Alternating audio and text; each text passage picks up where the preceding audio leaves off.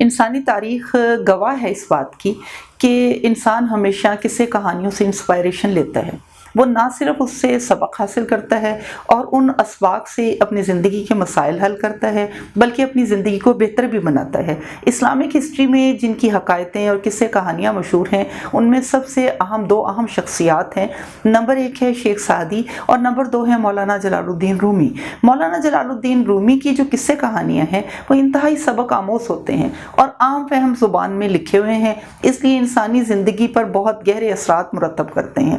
انہی میں سے ایک قصہ جو پچھلے دنوں مجھے یاد اس لیے آیا کہ میری ایک عزیزہ میرے پاس آئیں، انہوں نے کہا اگر ہو سکے تو اس بات پہ بولیں کہ لوگ بہت متکبر ہوتے ہیں، اپنے آپ کو بہت کچھ سمجھتے ہیں، ان کی میں ہی ختم نہیں ہوتی۔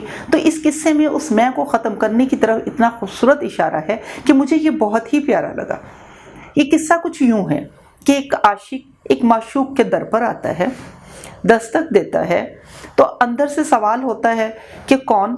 عاشق کہتا ہے میں عاشق نامراد، میں چاک و گرباں صرف آپ کے ہاں لے کے آیا ہوں ایک حاجت، اور وہ حاجت ہے دیدار کی۔ معشوق کہتا ہے کون میں تو کسی میں کو نہیں جانتا، میرا تو کوئی دوست میں کے نام سے نہیں ہے، اور تمہارا عشق کبھی پختہ نہیں ہے، جاؤ ذرا زمانے کی اور خاک چھانو۔ یہ بات سن کر عاشق بہت مایوس ہوتا ہے اور در در دھکے کھانے کے لیے دوبارہ نکل جاتا ہے۔ کئی سالوں کے دھکے کھانے کے بعد جب واپس وہ معشوق کے در پر پہنچتا ہے، دروازہ کھٹکھٹاتا ہے تو اندر سے وہی سوال دوبارہ دہرایا جاتا ہے کہ کون؟ عاشق کہتا ہے یہاں آپ ہی ہیں، آپ کے علاوہ اور کون ہو سکتا ہے؟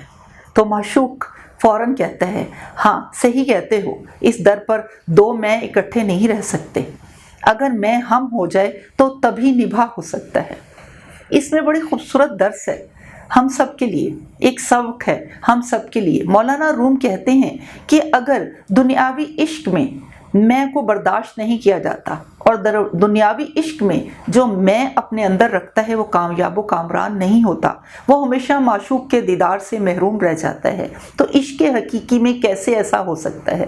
اس کا مطلب یہ ہے کہ وہ لوگ جو اپنے اندر اپنی میں کو نہیں مارتے وہ دنیا میں بھی کامیاب نہیں ہوتے اور آخرت میں بھی سرخرو نہیں ہوتے۔ اس لیے ہم میں سے کوئی بھی زندگی کے کسی بھی موڑ پر ہے، وہ کسی بھی شعبہ ہے زندگی سے منسلک ہے، اس کا عہدہ اس کا رتبہ کچھ بھی ہے، وہ درجہ چہارم کا ملازم ہے یا وہ کسی ادارے کا سربراہ، وہ کسی علاقے کا بہت غریب فقیر انسان ہے یا کسی شہر یا کسی ملک کا بادشاہ، اگر اس کے اندر میں موجود ہے تو وہ دنیا اور آخرت میں کامیاب نہیں ہو سکتا، اور اگر کامیابی حاصل کرنا چاہتا ہے تو اسے اپنے اندر کی میں کو ختم کرنا ہوگا۔ اور میں کو ختم کرنا کیسے ہے کہ کبھی بھی اپنے آپ کو دوسروں سے اعلیٰ اور افضل نہ سمجھیں، کبھی بھی اپنے مشوروں کو، اپنی باتوں کو، اپنے فیصلوں کو حتمی فیصلہ نہ سمجھیں۔